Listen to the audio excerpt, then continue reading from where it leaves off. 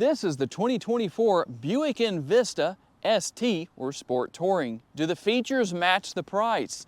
Hey everybody, it's Tom from Vehicle Visionary. I hope you're having a great day. Today, Carrie and I have borrowed this model from our friends at Morgan Buick GMC here in Shreveport, Louisiana. These are selling very well. It's going to be very interesting to see what people say down in the comments section. There is a link in the description to this model if you want to know more about it.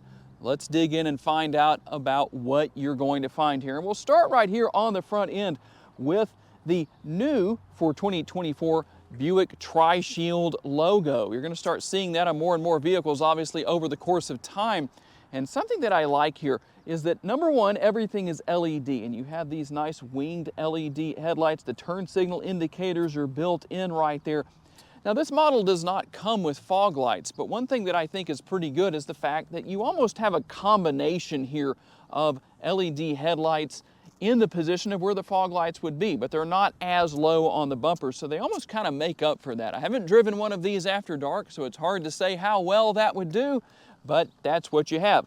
This area is going to be the grille. You're going to have airflow in through here and here, so a nice amount of air flowing in through that area. Your ST logo, since this is the ST or the Sport Touring trim level. Now, one thing that I know some people might say, I'm not sure about with this. You only can get this model in front-wheel drive, but the good news about that, that's going to keep the price point down. Let's talk a little bit about our tire and wheel setup here. We're going to have 225 on the width, a 55 series sidewall, wrapped around those gloss black 18-inch wheels. You can see the Buick logo right there in the center. Very well displayed. It stands out with those being gloss black. Also gloss black here with your mirror caps. They are going to be manually folding, just so you know, because sometimes I'll say that in the videos and people will say you didn't show us how to manually fold the mirrors. Yes, people do ask that question, and yes, they're driving on the road with us. Boy, that brings some excitement, doesn't it? And we have the turn signal indicators built into the side view mirrors. They are power adjustable, and they do have the blind spot monitoring built in as well. Here is the remote, and guess what? For well under $30,000, you get remote start. A nice compact remote, easy to deal with. That's a good thing. You will also find the passive entry right here with the button on the doors. That's only going to be on the front door handle right there. What does that do in case you didn't know? Well, that's going to allow you to lock and unlock the vehicle with the remote in your pocket or in your hand or wherever it is. Simple to deal with. Now you'll notice no sunroof, no roof rails up here on this particular model. Not a big deal. I think that is nice to have kind of a clean look up there. The body colored shark fin antenna and a sport back look, or maybe a coupe look. Sometimes you might drive up on one of these if you don't know what you're looking at and think it's a BMW or a Mercedes-Benz just with the way it looks. And you'll notice the absence of a rear window wiper back here. Buick says that has to do with the angle of the window. They say you don't necessarily need that rear window wiper. I'm curious to know if anybody owns one of these Envistas, what your experience has been where that's concerned. And we'll finish things off here with the taillights that mimic that front housing for the daytime running lights and the turn signals. Again, LED, your ST logo right here. And I think with this white exterior color, it looks nice to have the gloss black back here. That's in a good place. Shouldn't have a lot of issues with anything coming up and hitting it and showing damage. It's the only bad thing about gloss black is that it does show damage rather easily. Again, that Tri-Shield logo right here, so people can pull up behind you and say, that's a Buick? Well, it really is. One thing that will be interesting to get your feedback on, for people who buy these, they're not looking for neck-snapping performance, and that's probably a good thing. Let's talk about what's under the hood. Here under the hood of this particular model, the 1.2-liter three-cylinder. It makes 137 horsepower, 162 on the torque. But here is something that might grab your attention. There is the absence of a CVT. It has a 6-speed automatic transmission. I'm going to let Carrie come in and show you some of the details here as I give you the MPG information here, which is going to be 28 city, 32 highway, 30 combined, and 3.3 gallons of gas per every 100 miles driven. Here might be a little bit of a surprise for you.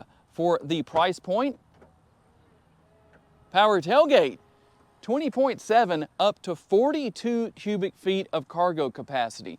And the good news is you can take this off on both sides and just basically hit the bottom of this cover and it comes right out. So you can deal with that however you need to, put that back in, take it out, whatever you want to do. So it's not permanently affixed here. We also have the space underneath the floor that reveals, yay, a spare tire, no tire repair kits. That's always good news. And then obviously you have some space back here, your cargo lighting. And let me do this. I know a lot of you like to see the rear seats folded completely flat. So let's see if I can do this in one motion here. There we go. So the seats are folded as flat as they go, at least. That's what you have as far as your cargo area goes. Actually pretty impressive. And obviously, let's just show it in action. You can come back here, push that button, and your tailgate closes.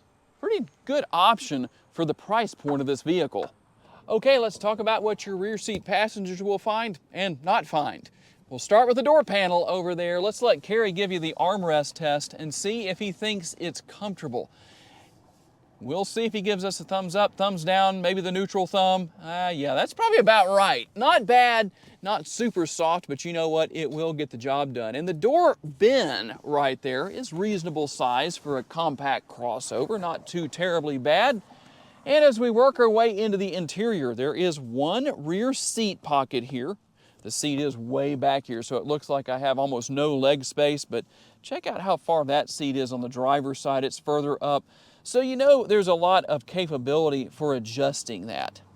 And a little bit of space in here. I guess you could maybe stick a cell phone in there, a couple of USB options, and basically that's about it. There are no cup holders back here other than you could actually put a bottle down here maybe in that area right there. There is a little bit of space there, but no fold down armrest, no cup holders on this trim level, no sunroof as well. Now for some people that might be a good thing. I know personally I don't prefer a sunroof. So I know the obvious question, we talk about getting more than you pay for here, the right features at the right price. What is the price? $27,950. That's not too bad in this day and age.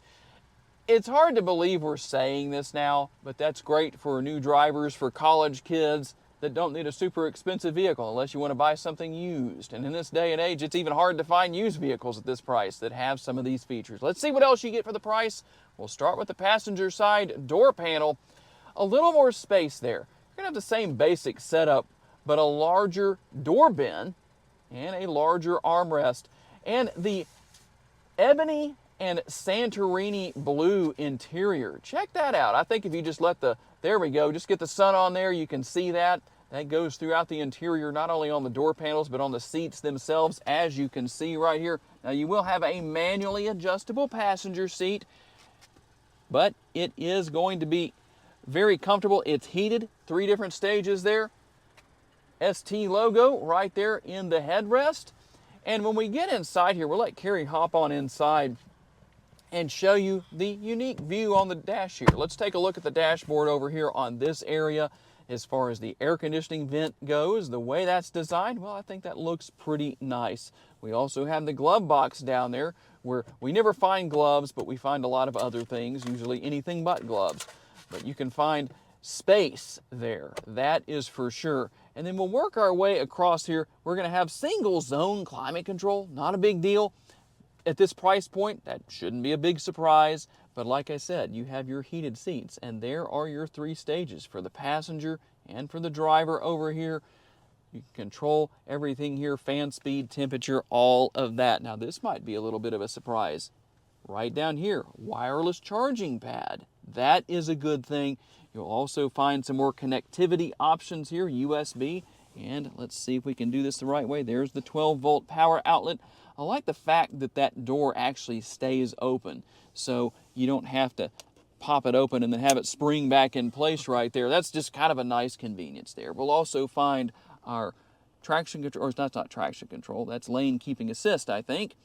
There's your auto stop start feature. You can turn that off right there if you want to. Those of you who can't stand push button shifters, well, you have your conventional style shifter right here. Now there is some gloss black here on this area. I guess if you just grab it with your palm like that, it won't be a big deal. and then some more gloss black around the cup holders, your power parking brake, and the center console. You better not work your forearms too much because there's not much room up there for more than one unless you have two people with really small forearms. But that's what we have. A little bit of space in front of the center console right here, and obviously a reasonable amount of space within.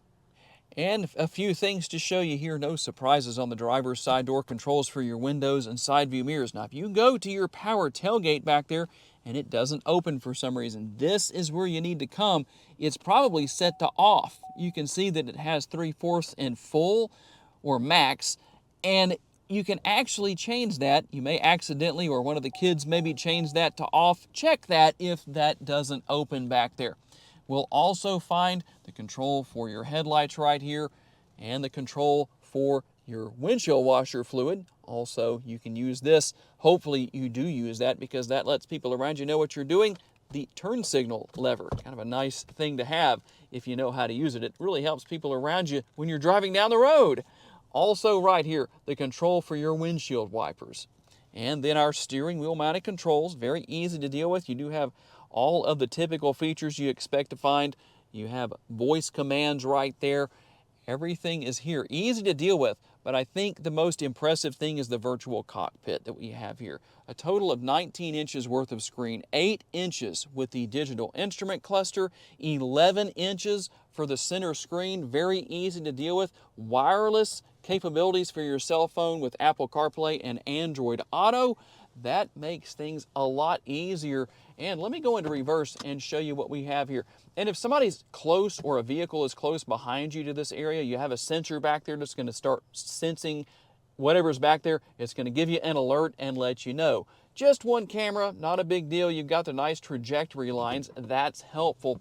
And obviously, you can go in to settings and make changes to the vehicle depending on what you need to do. We can go into system. We can also go into vehicle here. You have team driver mode, which is going to be helpful, especially if you have those teenagers driving. Rear seat reminder, you can turn that on or off. And you can see what else is here. Some of you want to know about your safety features, the driving aids. So let me show you exactly what's here. Automatic emergency braking, front pedestrian braking, your adaptive cruise go notifier. Now you can turn some of these on and off, lane change alert, park assist. I didn't mean to hit that right there, but you can see what you have here in the way of those safety features and what you can turn on and off. That's very easy to deal with, easy to figure out. I like the fact that it's not overly complicated here, but it has a nice modern look to it. And you notice that it has this curvature to the screen that angles it towards the driver. Always a good thing.